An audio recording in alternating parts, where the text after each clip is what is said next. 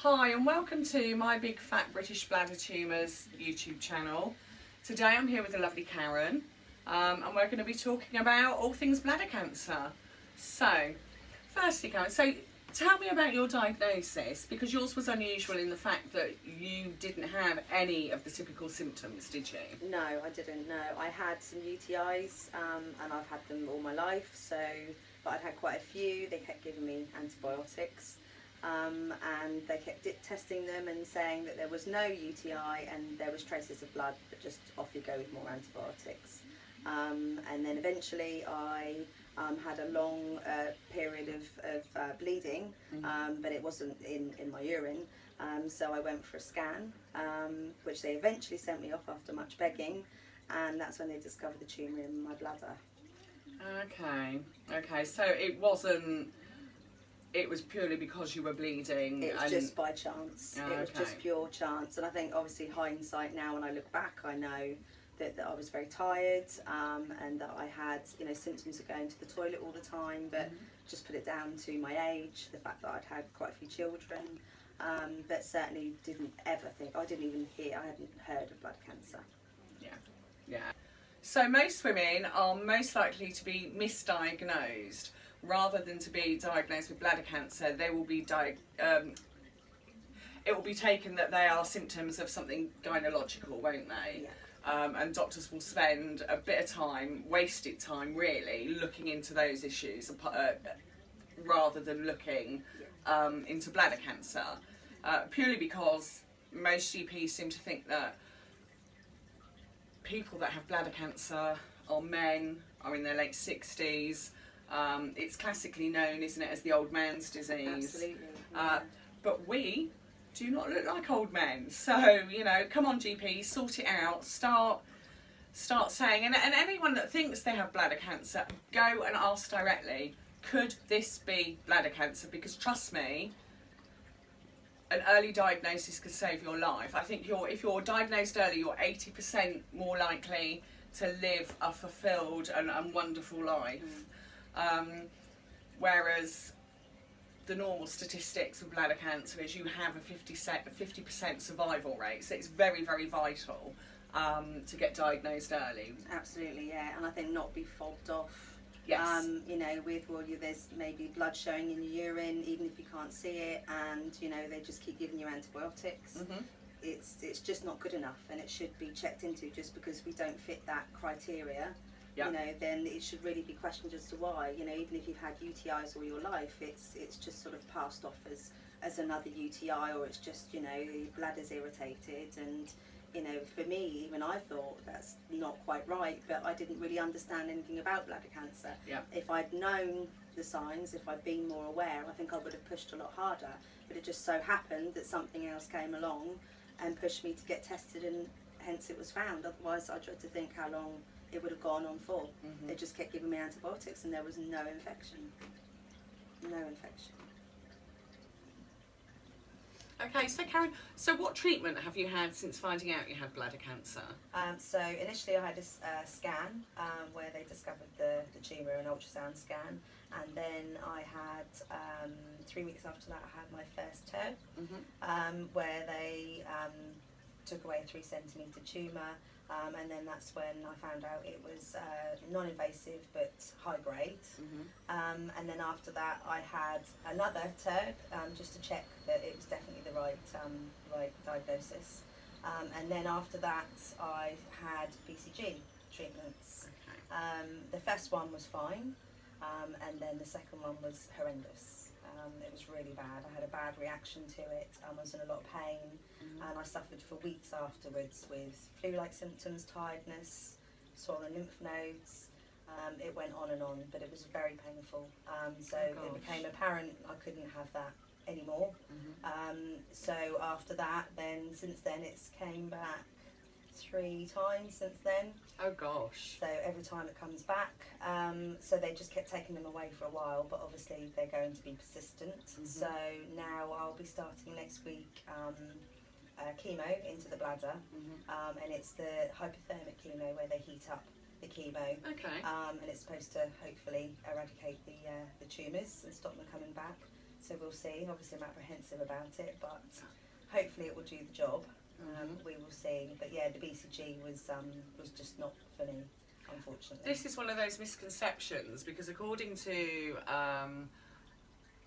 consultants and stuff, the BCG has no side effects, and yet going on the Fight Bladder Cancer Facebook forum daily, there are people listing side effects that they've had to this treatment, like almost like arthritic symptoms, and like you said, flu-like symptoms. Yes, yeah. So to say that there are no symptoms is kind of wrong, really, isn't it? Because it isn't just you saying, it wasn't just you saying, you know, look, I've got these symptoms. There are so many other people having it as well. So I think that kind of needs to be updated a little bit. I think it does. I think the leaflet that you get, you read it and it plays everything down Yes. quite a lot. You might get this, mild this and mild that, but there was nothing mild about it. Even after the first treatment, the flu symptoms the next day were quite bad, you know, and I definitely felt quite poorly. And that was like that for a couple of days, but the next one was really bad. It was an instant reaction to it, and it was a very violent reaction to it. You know, and that wasn't really mentioned. It was only through the Fight Bladder Cancer forum and then asking questions and seeing what happened to other people that you realise actually there's a lot more to it than the leaflet tells you. Yeah. So it's even the same with the chemo coming up, as I read the leaflet and I'm very sort of apprehensive about it, because I don't believe it's as easy as they make out it's going to be. Hopefully it will be, but that's the thing, you just never know how you're going to react. Yes. You just don't. Yeah. And I guess everybody's different, so everybody has potentially, you know, can react in a different way, can't they? Absolutely. You know? Some people sail through it, you know, that I've read, I'm sure you have, where, you know, people have had no symptoms at all and they've sailed through it and it's been great and it's worked for them. But unfortunately it's just not the same for everybody, and the information you're given doesn't tell you that. It just doesn't tell you that, you know, it's too dumbed down. You know, I think we need a lot more information. I suppose they don't want to scare you, but at the same time, to have all the facts when something goes wrong, or something bad happens, then you want to know that, you know, actually this is normal, and it does happen. But it was thanks to the forum that I realised, you know, actually this does happen to people.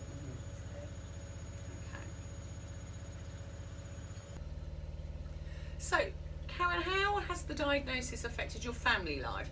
Tell me a bit about you and your family. How are you kind of all dealing with this? Well, obviously at first it was a real shock, so you're kind of in that sort of period of not knowing what diagnosis you've got and how you're going to cope, and I think everybody around you is in that kind of frame of mind of, you know, sort of in limbo. And after a while, I think once you get your diagnosis and you have a plan, you know, I think everybody tries to be positive and help you, but obviously, you know, sometimes you're just going to feel down, you know, and it's perfectly okay to feel down. It's, you know, you're not going to change what's happened, it's adjusting to the new normal. But for my family, because I've got two older children who are in their 20s and two twins who are 4, it was hard because you have to kind of carry on as much as you can for them. They don't understand what's going on, you know, you try to explain it in their terms, but it's difficult for them to have mum keep going into hospital. Obviously every 3 months this is happening, and it stirs up a lot of anxiety for them. It's difficult, they can have sleep problems, it affects their behaviour. But certainly my older children, I think, were still only really recently coming to grips with it. It's been 10 months now. But they've been brilliant, they've been very supportive. And from my partner's point of view, it's definitely brought us closer together. I think because, you know, you just sort of realise that, you know, it's maybe you haven't got as much time as you thought you had, and you're faced with a lot more challenges, so you have to come together and work together. To try and keep things as normal as possible for the younger ones especially. And you know, my parents have been amazing, very supportive, and you know, if anything, I think it's the positive to come out of it is that it's changed my thought process, and the way I look at life has definitely changed, and I think that's had an impact on everybody else around me as well. So although there are obviously a lot of negatives, there's also a lot of positives. So you know, overall it's still an emotional roller coaster. It's up and down all the time, but it's distraction is good, you know, and just getting out and doing things together and enjoying life.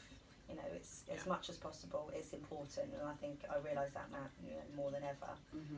So yeah, generally it's not been a real negative thing, but obviously it's hard for everyone every time the 3-month period comes round, and you have all those emotions stirred back up. Is it going to be back? You know, is it going to be, you know, worse this time?